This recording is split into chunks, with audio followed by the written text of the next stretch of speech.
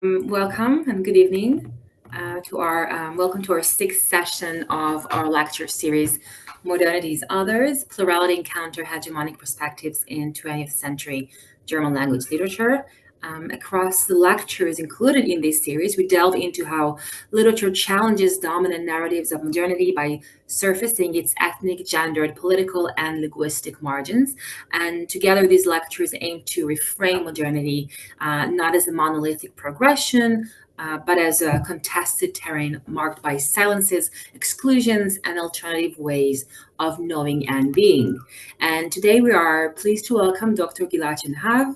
Dr. Shenhav is a research associate at the Department of History and at the Center for Israel Studies at the Ludwig Maximilian University of Munich.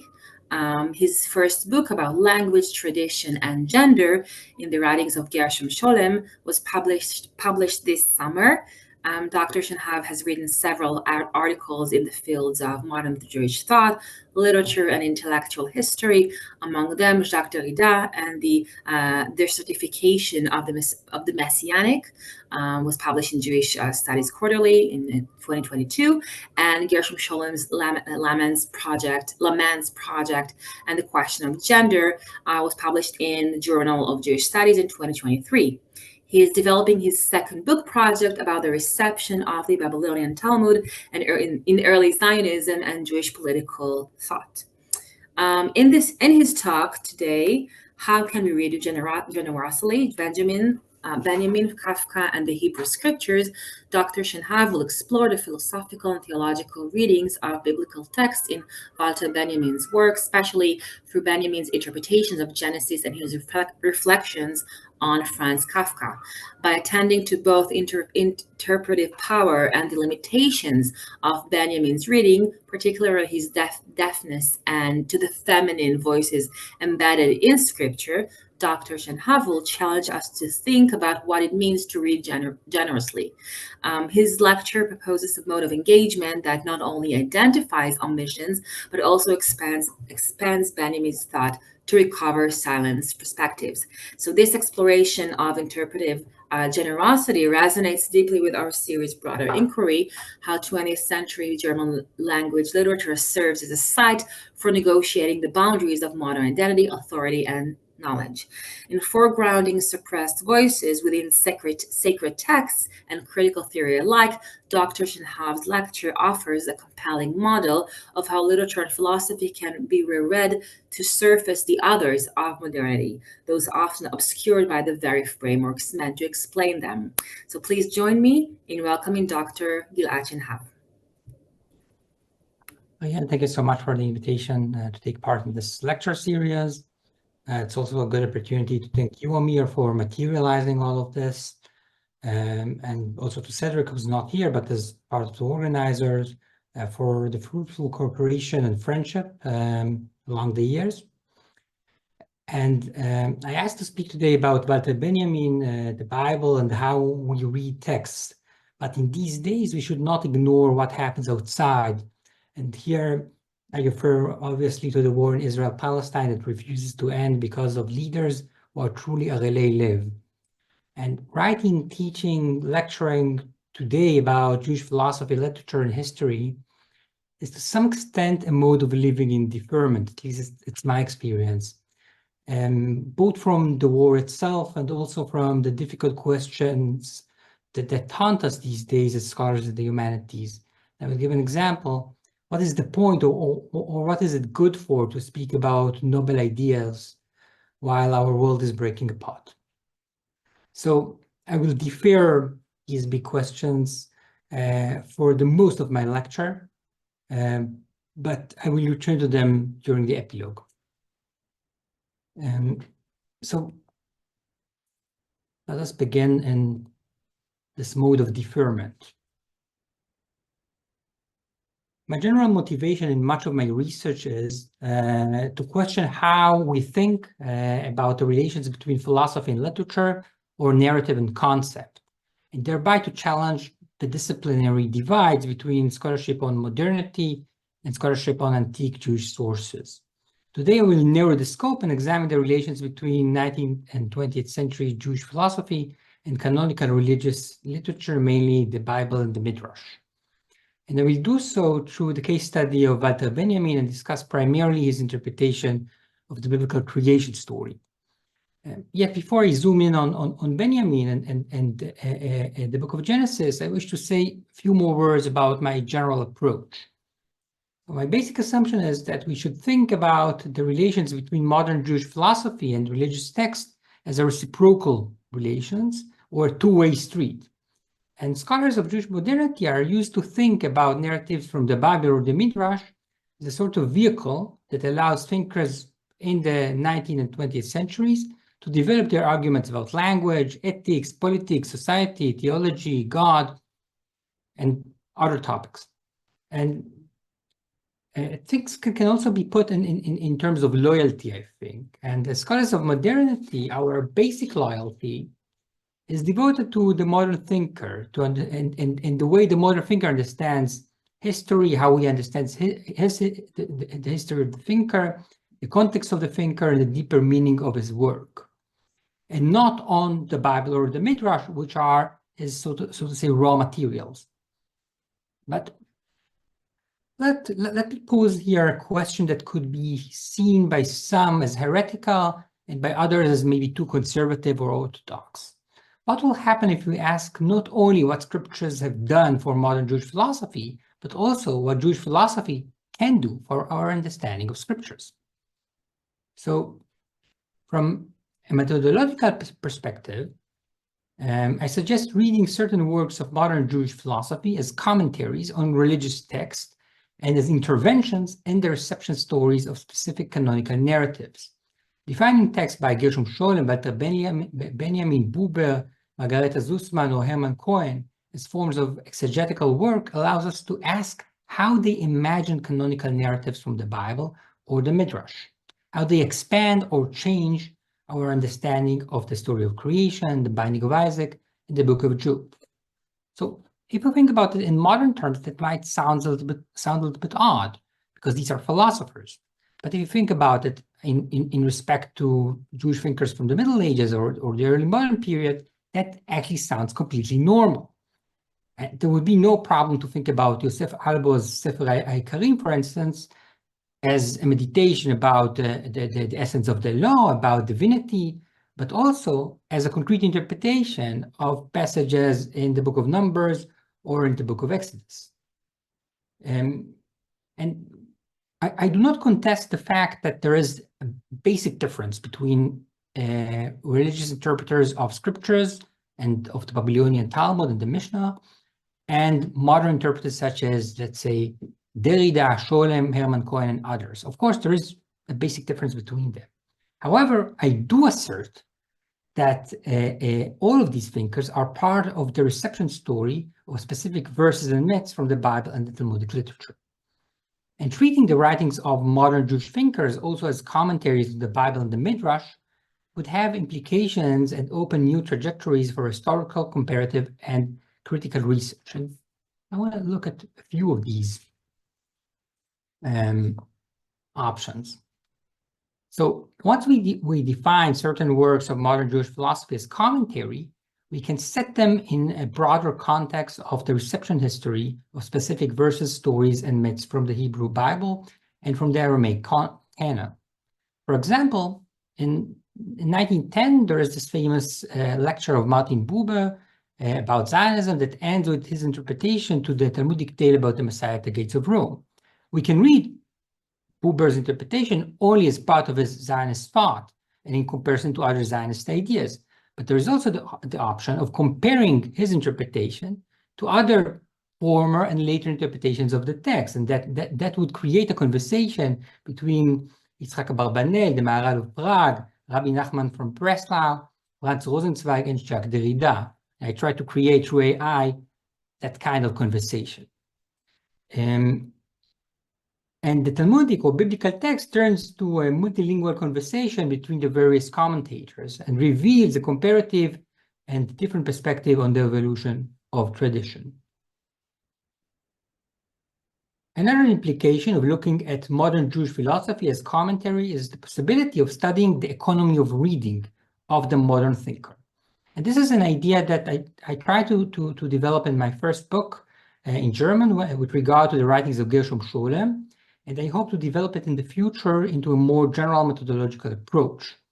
And I define economy of reading as a sort of equation that allows us to focus on what the commentator sees or hears in a traditional story, and to what he or she is inadvertently or systematically blind or deaf in the text. In other words, the specific perspective or motivation of the commentator amplifies certain categories, voices, and bodies in the Bible or the Midrash.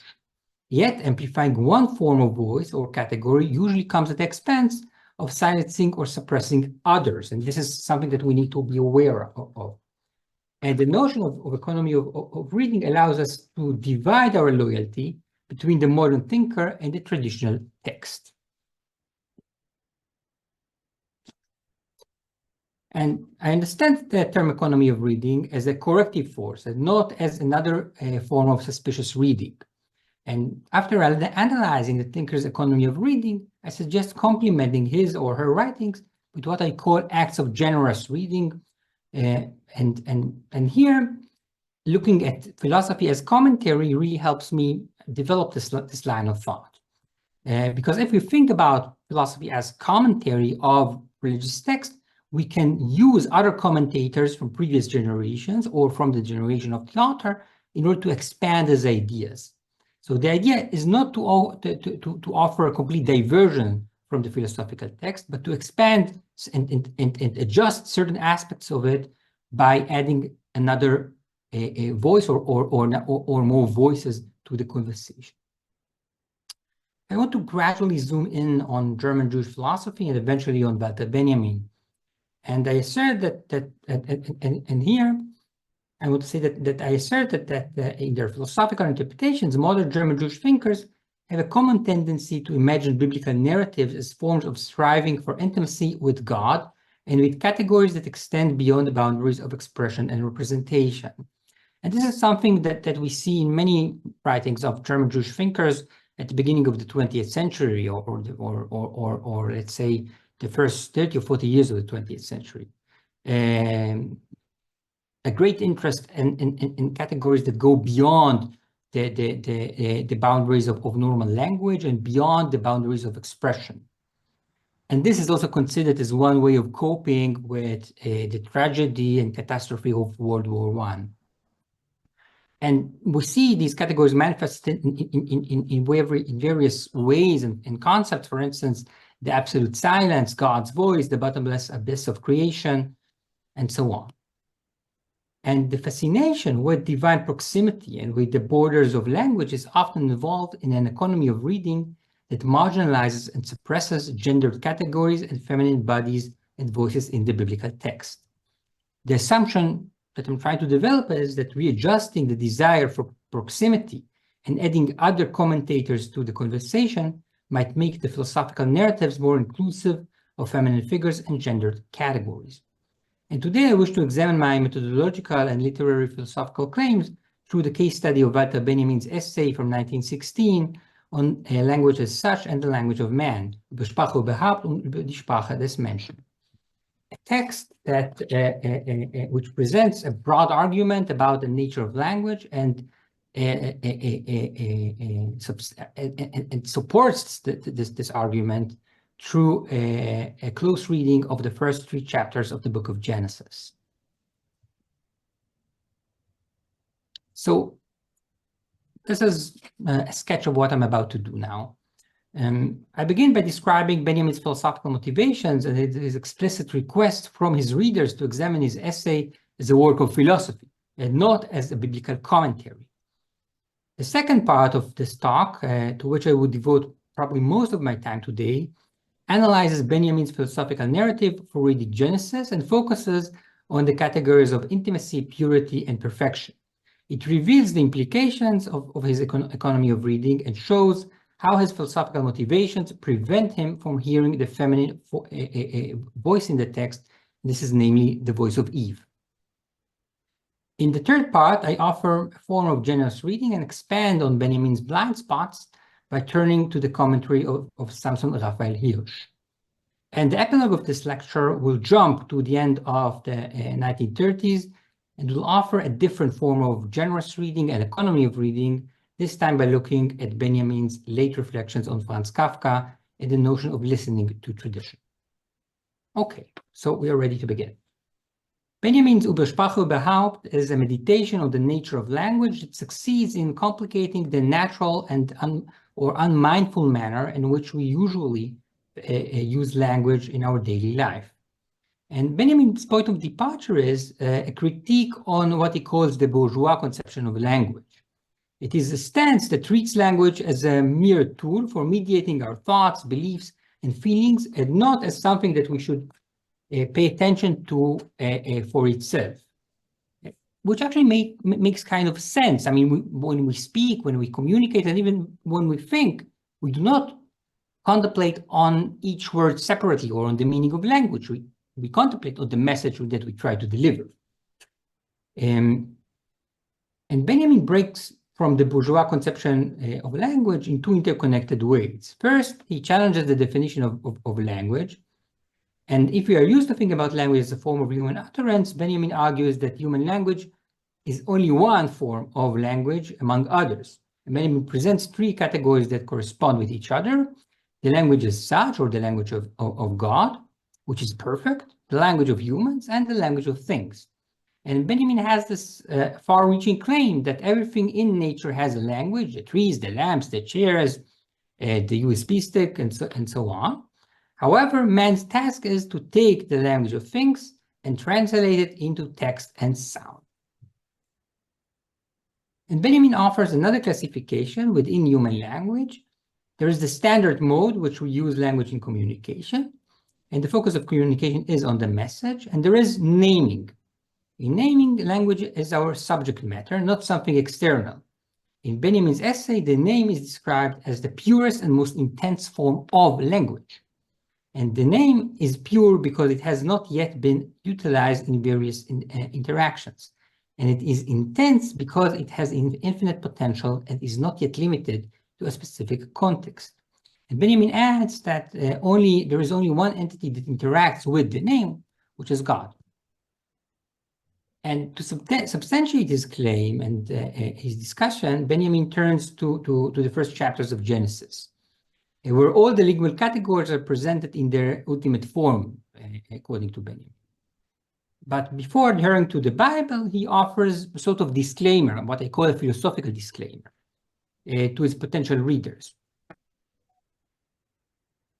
And the disclaimer is quite interesting, and I will quote: "If in what follows, the nature of language is considered on the basis of the first chapter of Genesis, the object is neither biblical interpretation nor subjection of the Bible to objective consideration as a revealed truth, but the discovery of what emerges of itself from the biblical text with regard to the nature of language." End of quote. So Benjamin insists that he does not wish to offer biblical interpretation in the more conventional sense of the term.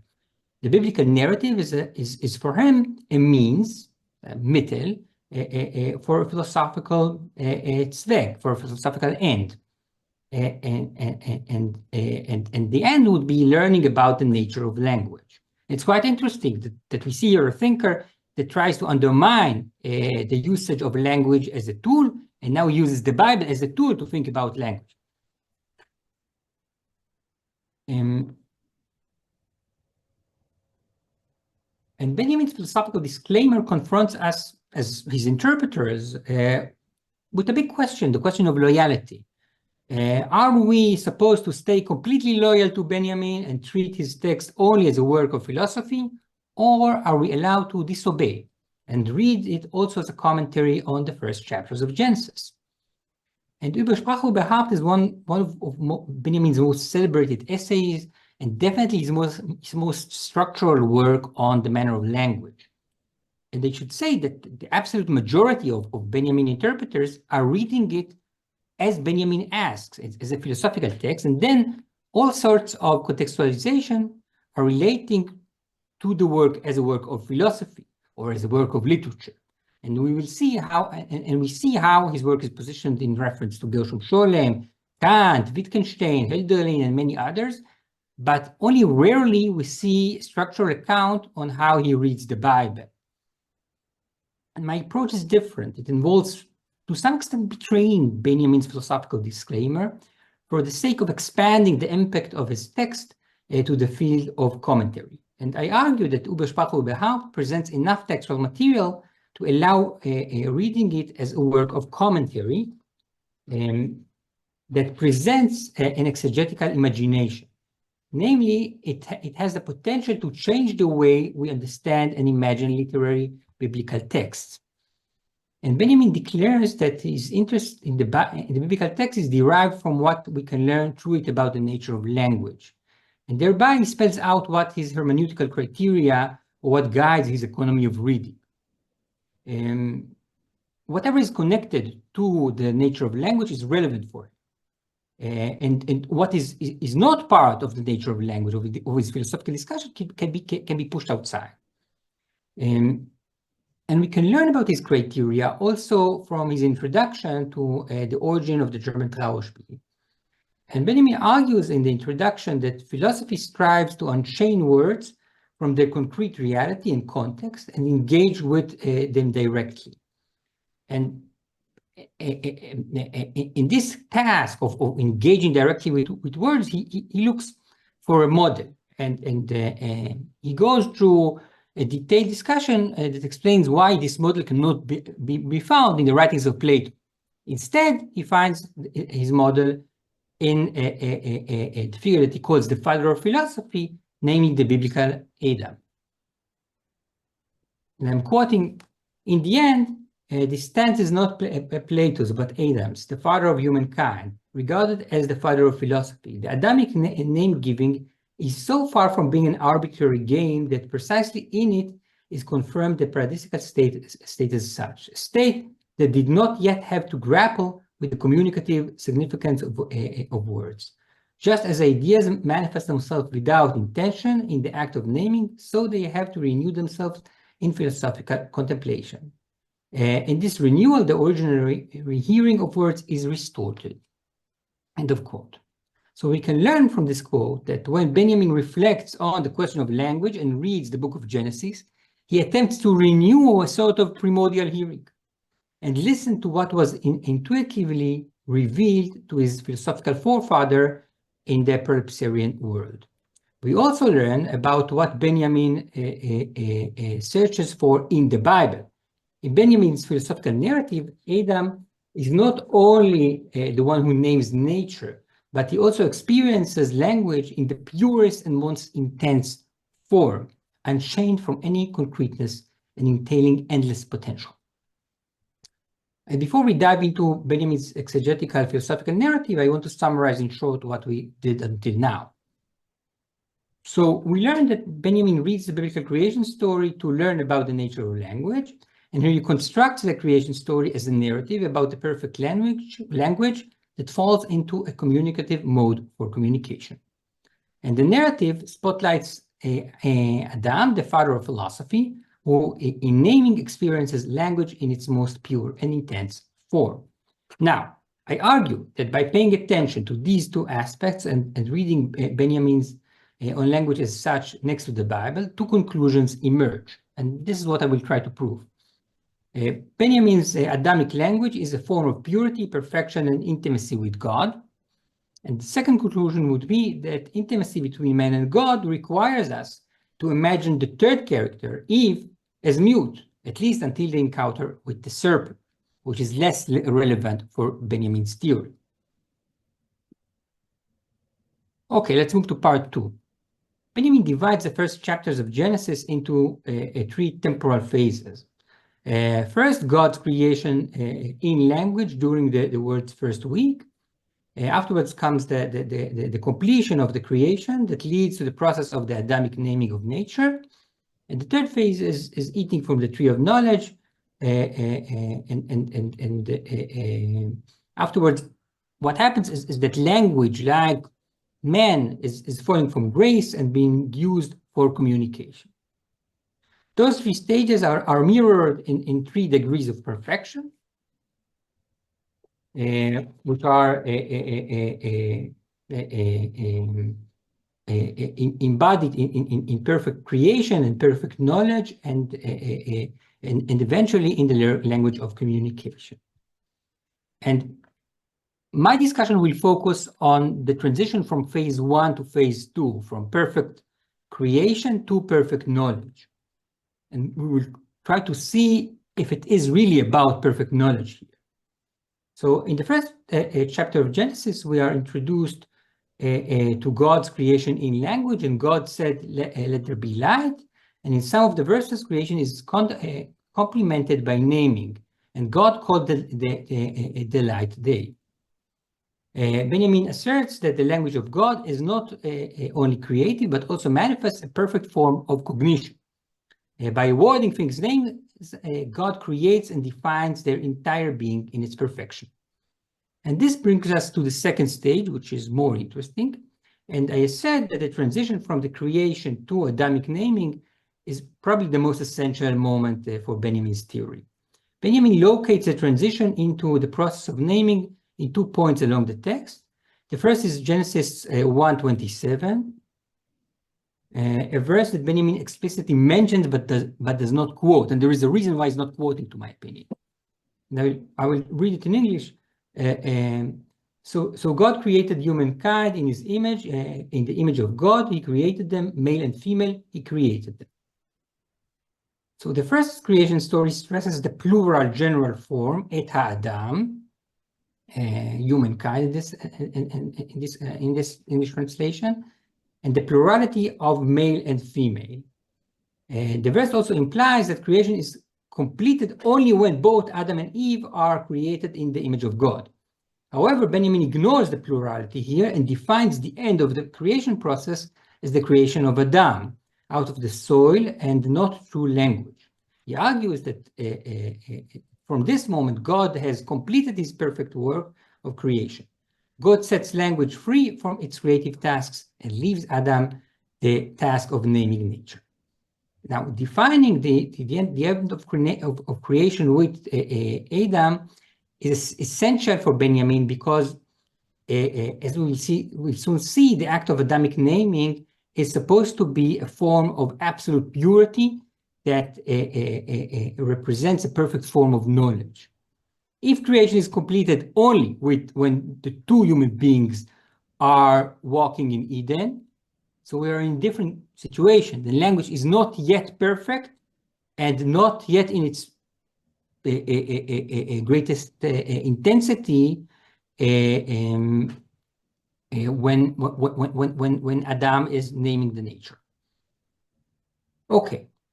In the second chapter of Genesis, the Bible describes in detail the act of naming and fuels Benjjamiin, and this is what the segment that fuels Benjjamiin's interpretation. And I will read it quickly.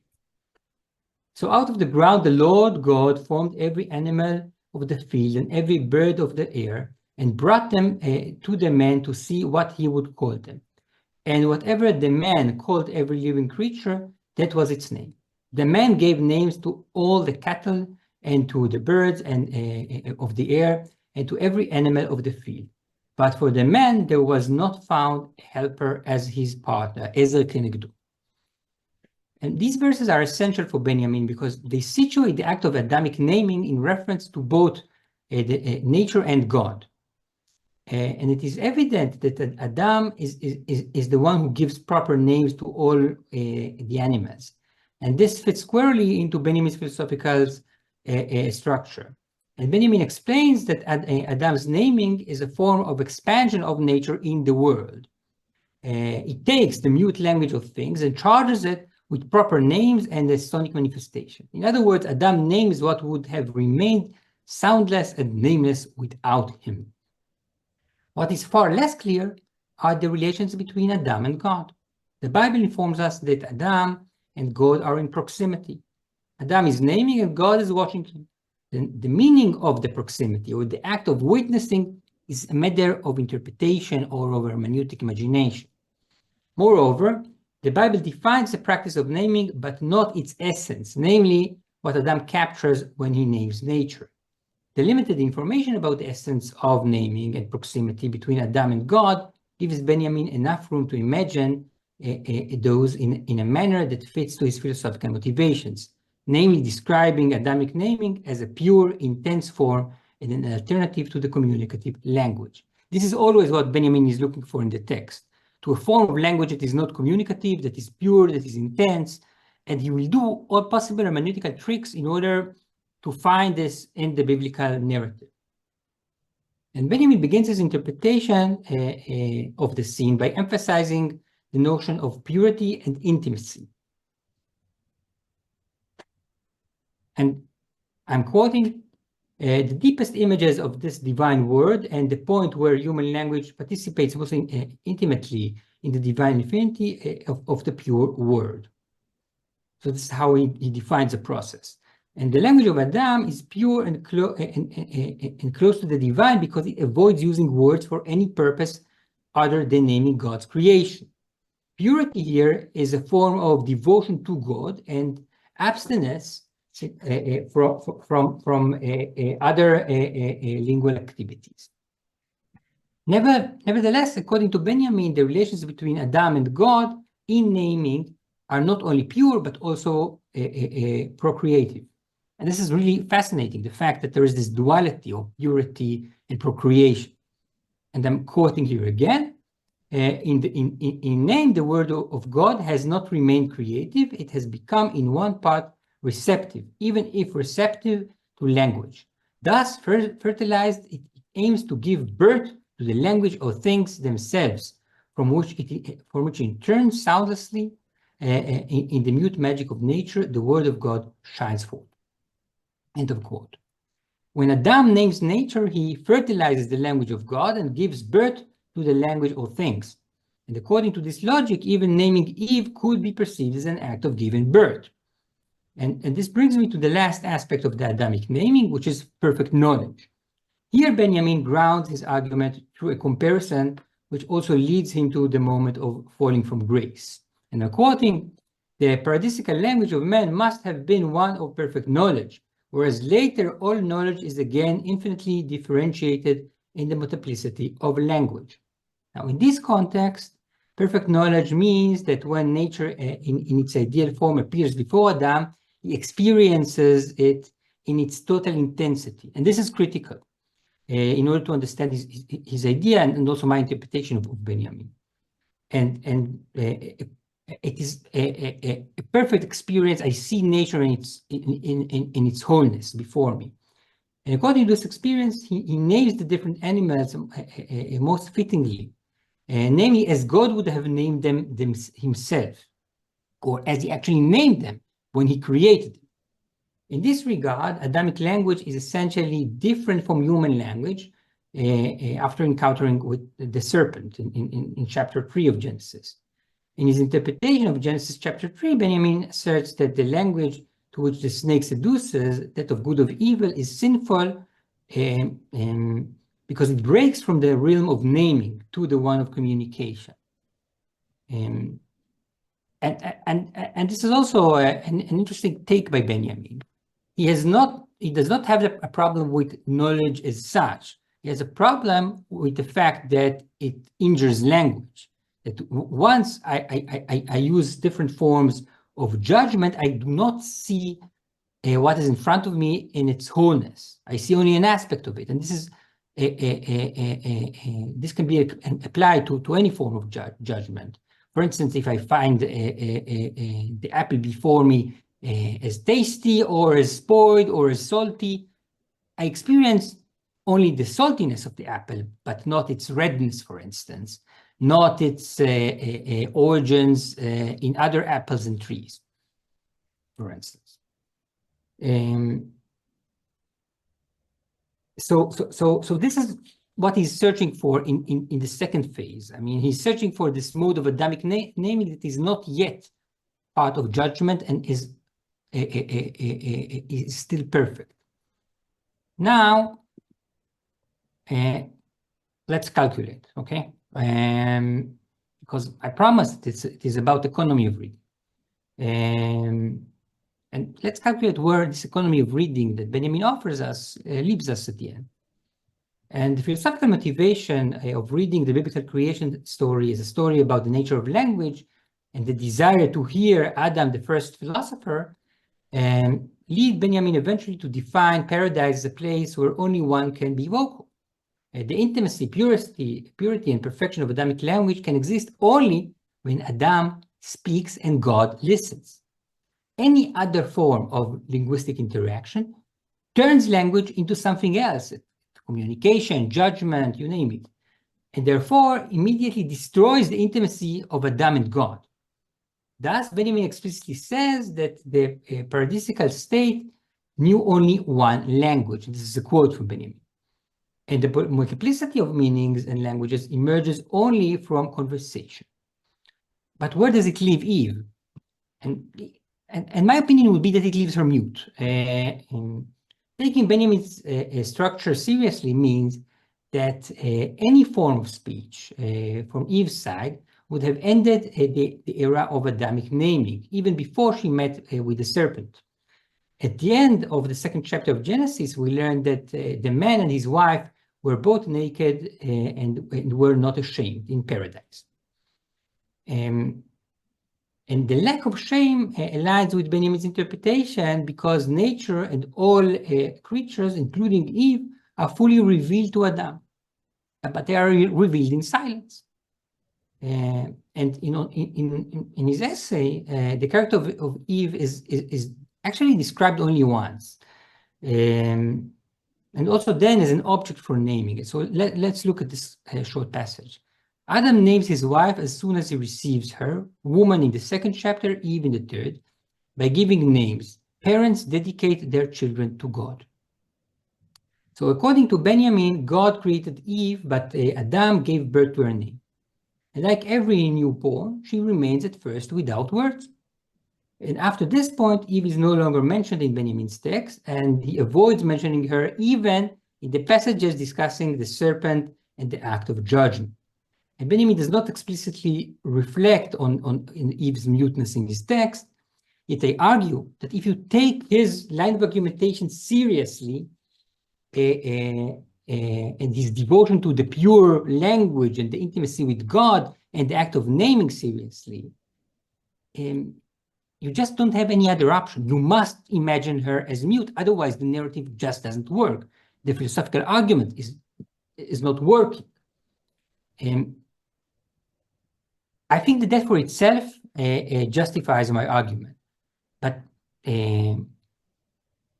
in my years here in Germany, I learned that one should bring also philological evidence in order to support these ideas. So I brought some. And apparently, more or less at the same time in which he writes Über Sprache überhaupt, Benjamín has a kind of obsession with the figure of the silent, mute woman. These are two examples. The first from his text from 1913, Metaphysique der Jugend. And Benjamín offers a depiction of the ideal woman as mute. In the fourth segment of the subsection entitled Das Gespräch, the woman is described as protecting the past and language through resisting communication. And I'm quoting, "For every woman possesses the past and in any case has no present. This is why she protects meaning from understanding. She wards the misuse of words and refuses to let herself be misused." In another segment, he applies the same idea to the Greek poet Sappho. And he writes, "How did Sappho and her women friends talk among themselves? Language is veiled like the past, like silence. It looks toward the future. The speaker summons the past in it, veiled by language. He conceives his womanly past in conversation, but the woman remains silent." So according to the young Benjamín, the ideal woman offers a notion of love without procreation. The notion of silence is a form of language. Okay, so after describing Benjamín's philosophical perspective, and after arguing that it implies the silence and muteness of Eve, I wish to ask towards the end of this lecture how his economy of reading could be adjusted to become more inclusive of the female voice in the Bible. And this requires us to shift from economy to generosity. And I wish to add to the conversation another commentator, Samson Raphael Hirsch, known as Rasher Hirsch, whose writings could have been potentially also available to Benjamin. In his German commentary to the book of Genesis from 1867, Hirsch downplays the intimacy between Adam and God, and thus he creates also more room for Eve. So I brought a short segment of Hirsch's interpretation. Humans give things names, not like God, who sees into the essence of things, but from the point of view of the individual, as nefesh, as individuals, chaya, who receive impressions from the things around them, which they absorb or reject. All our knowledge of things is nothing but such naming. But this knowledge is only subjective, is only asher yikra lo ha'adam nefesh chaya, how man names things from his subjective point of view. No mortal mind can see the essence of things in themselves. So according to Hirsch, Adam receives from God the task of naming nature, but the names he chooses reflect his own subjective perspective. As human beings, Adam absorbs some aspects of the trees and the animals placed before him, but he avoids or cannot grasp others. And we can learn from Hirsch's commentary that Adam practically translates what he sees and experiences into a subjective language. And like every form of translation, it is partial and does not capture things in their entirety. The Adamic language might represent truth and perfection in human terms, but it is still partial compared to the knowledge encapsulated in the divine language. And what is interesting that Hirsch's interpretation takes off some of the allure, but also much of the burden from the Adamic language. If from the first moment of naming we are situated in the realm of subjectivity and partiality, then adding the voice of Eve to the conversation does not injure the purity of the language, because we are already in subjective mode. And later in his commentary, Hirsch interprets the words Ezer kenegdo, helper as his partner, and argues that until the appearance of Eve, man's perception of nature was partial, as was his act of naming, whereas with the appearance of Eve, his perception of nature and his intellectual understanding of it reach a certain form of completion in human terms, but not in divine terms. And I argue that adding Hirsch's voice to the conversation is an act of generous reading. It allows us to stay within Benjamin's arguments about language and proximity to God, but adjust their intensity, okay? We take down the volume of the intensity or intimacy between God and Adam, and all of a sudden, we can hear the voice of Eve from the background, right? And this is the potential of what I call economy of reading and generosity of reading. The ability to add other voices and thereby to adjust the philosophical interpretation. Okay, so I'm going to wrap up soon, but as I said, I think that I have some kind of a depth also to our current state of being, so to say. And therefore, I wish to conclude with a different form of economy of reading, one that might help us think about how to keep living in really abyssal moments, such as those we experience today. So I will jump more or less 20 years forward to June 12, 1938, and to the famous letter Walter Benjamin addresses to Gershom Scholem about Franz Kafka's writings. A letter written when Benjamin is in exile, not long before he would find his own death while trying to escape Europe. In the letter, Benjamin describes Kafka as the one who acknowledges the sickness of tradition. And the encounter with the ill tradition that can no longer mediate truth turns to the raw material from which Kafka engages and experiences the chaos, arbitrariness, and violence of the modern world. It is a form of engaging from a distance. And Benjamin adds that Kafka's experience, and here I'm quoting, was based solely on the tradition to which Kafka surrendered, There was no farsightedness or prophetic vision. Kafka eavesdropped on tradition, and he who listened hard does not see. The main reason why this eavesdropping demands such effort is that only the most indistinct sounds reach the listener, end of quote. And I believe that Benjjamiin describes here a form of economy of reading. The unique perspective of the author, Kafka, or maybe the thinker himself, because we obviously do not speak about Kafka for itself, but Benjamin's Kafka. The unique perspective of Benjamin Kafka allows to focus on specific aspects of the text, but prevents from experiencing others. And Benjamiin offers us a new equation. Kafka's attentive ear for tradition prevents him from engaging with the concrete on the most immediate level, but allows him to engage with tragic reality in a different realm. And this brings me already to the question of catastrophe. And catastrophe is what we are facing today. Kafka's economy of reading allows him to live in a complementary world that reminds us of reality, but also differs from it in intensity and concreteness. And I return here to Benjamiin. The experience that corresponds to that of Kafka as a private individual will probably first become accessible to the masses at such time as they are about to be annihilated. Kafka was aware of the complement without being aware of what surrounded him.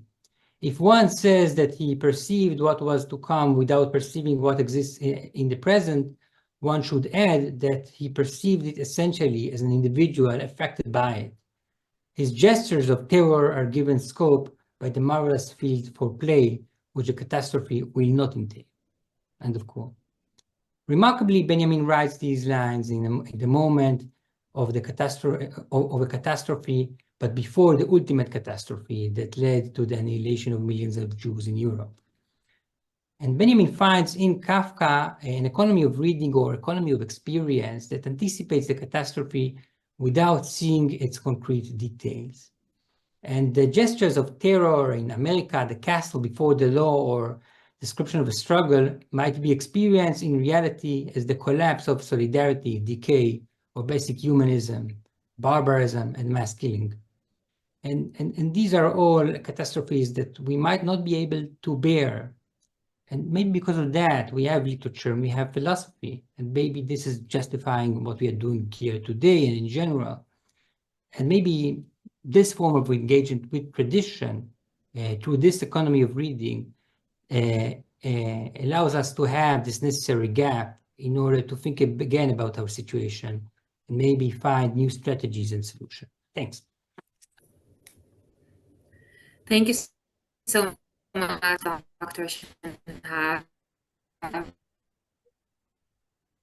I think it was truly fascinating thought where you're illuminating a lecture and refreshing interpretive lens that provides us with the important conceptual framework of economy of reading and generous reading, a new model for approaching and reapproaching commentaries, silences in general, perhaps not only towards feminine voices. So thank you for that. And we will now open the floor for questions.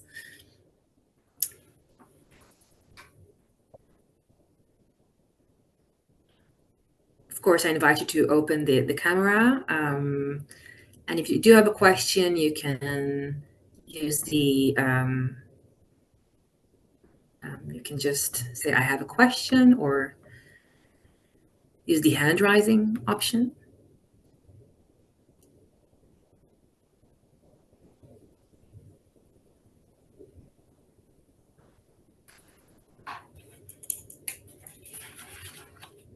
Well, I'll start. I have a very general question for you, because when you talked about, Walter Benjamin's silence towards the figure of Eve, I was wondering, and about the suppressing of the female body.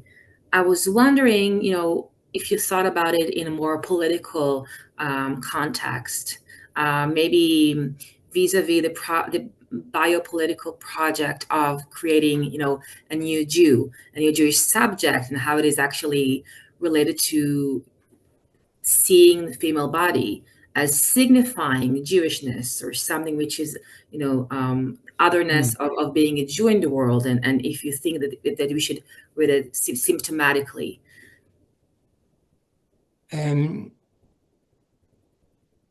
I didn't approach it from this perspective, but what is maybe relevant here is to offer a historization of Benjamin's text, and it's a text from 1916, and in proximity to writing this text, he has this famous exchange with Martin Buber, and Buber asks him to participate in a volume of the Jude about the war, and he refuses to do so and makes the argument that in moment of catastrophe you should not reflect about the dailiness of the catastrophe, but to ask the big questions about the boundaries of language and boundaries of existence. And I think that if one would have wanted to redeem, so to say, Benjamin without staying in the realm of scriptures, that would have been possible from that angle.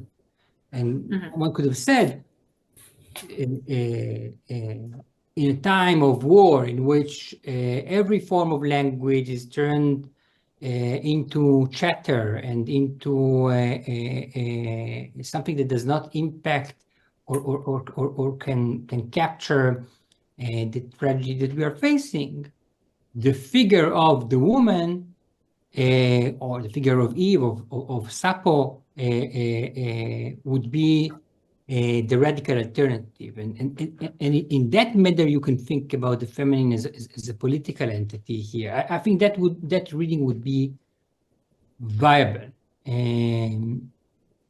But I still think it doesn't solve the problem. Not that the problem is maybe not the right term here, but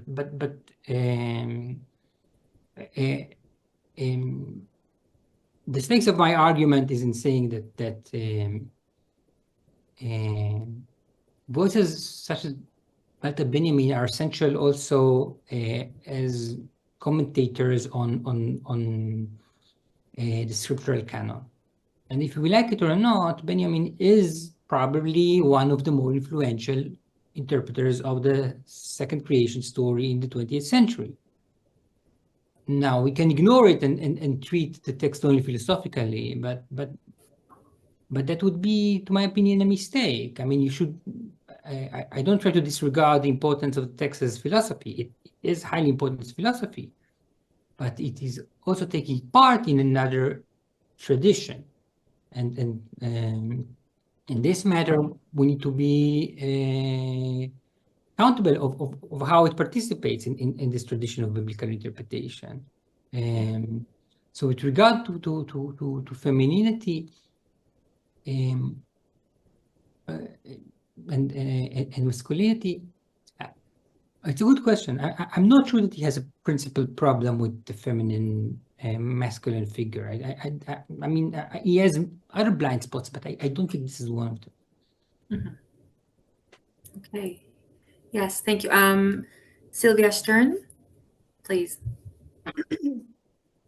I was wondering, during your magnificent lecture, where would you place, according to Benjamin, the source of the catastrophe in Adam's relation to God, or that is to the pure relation or the perception of purity, or in communication and judgment? That is, where is the core of the, it seems almost obvious that it should be communication and judgment, but possibly in this axiom, there is some kind of a embedded for catastrophe in the quest or search for ultimate purity or some kind of a axiomatic equilibrium? Is there any ominous content in that? Yeah, that's a good question. I think that we need to look at it from an ambivalent perspective.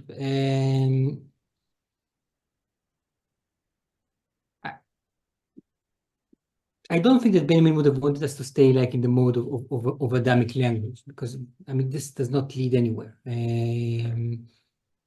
But he wants to make it, to turn it into a viable option for us to develop a certain awareness to how we use language in day-to-day life, and this is and to the fact that language does not need to be experienced only in that manner, that there is another option, right? And that we should not take it for granted. And the return to this Adamic moment is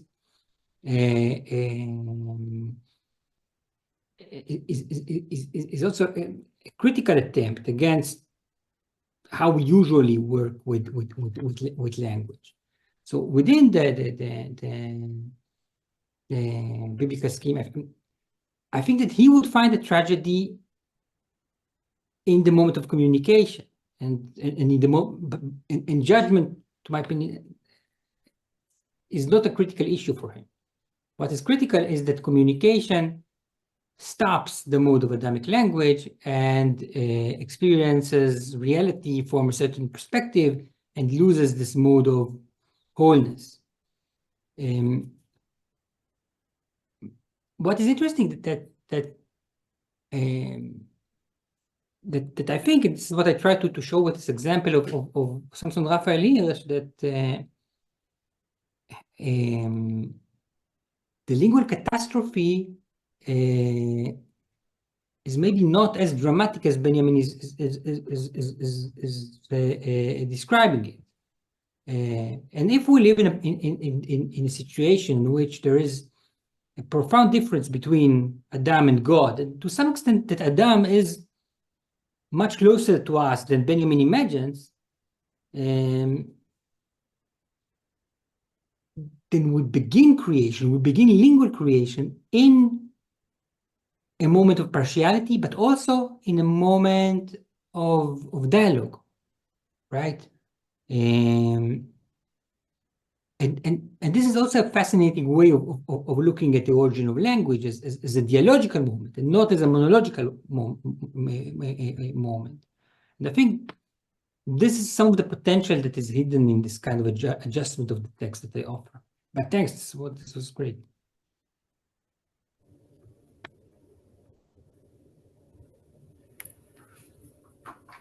Any more questions? Highly welcome.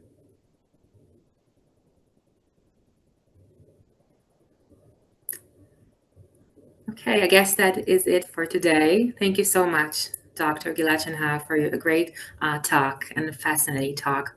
And our next session will be on June 4th with Professor Kirk Vatters from Yale University. So thank you all for coming and listening to this great lecture, and we'll see you next week. Thank you. Thank you. Good night. Thank you.